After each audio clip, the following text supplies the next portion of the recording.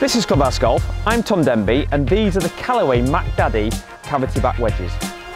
So what Callaway are trying to do with these wedges, they're trying to simplify everything and make it very, very easy for you to choose the right wedges for your game.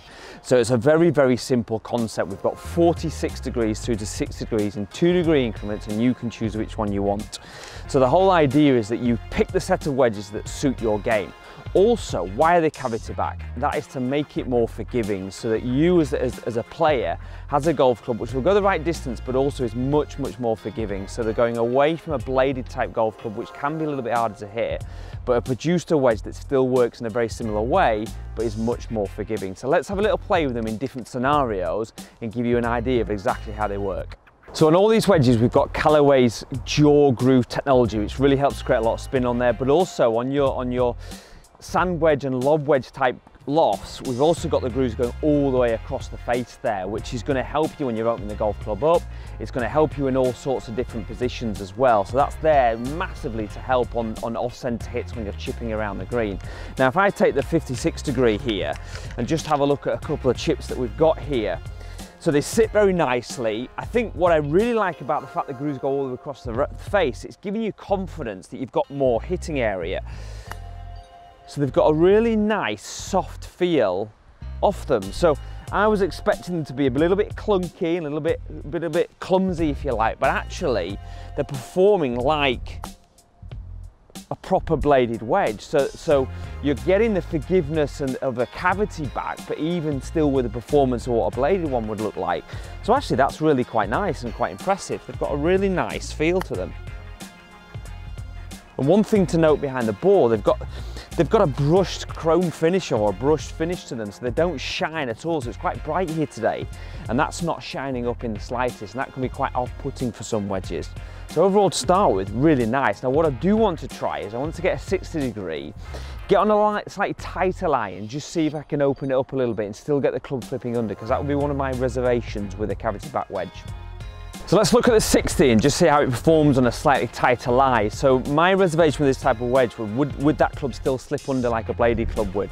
Now initially when you put it behind the ball, it's actually sitting quite tight, which is great, which shows the sole plate can still be opened up.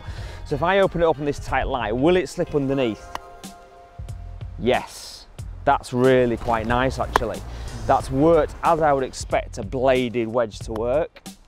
So I'm still allowing the sole plate to slip underneath the ball and actually get the ball up into the air for those lob shots. So actually that's quite impressive, especially this type of golf club. So that is a real bonus for these types of wedges. Very easy to hit, easy to flip it underneath, and very forgiving.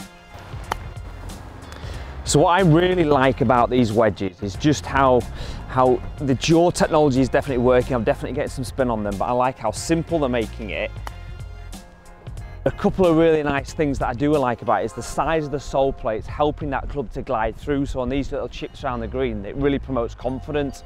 But also what I like is they've left no stone unturned. They've put a really high quality shaft in here. So they've put the KBS high rev steel and graphite shaft in there. You've got an 80 gram for men's and they've got a 60 gram for ladies. So the beauty around that is they've put a shaft in there which is help you spin it, but also it's lighter in weight. So again, it becomes more forgiving.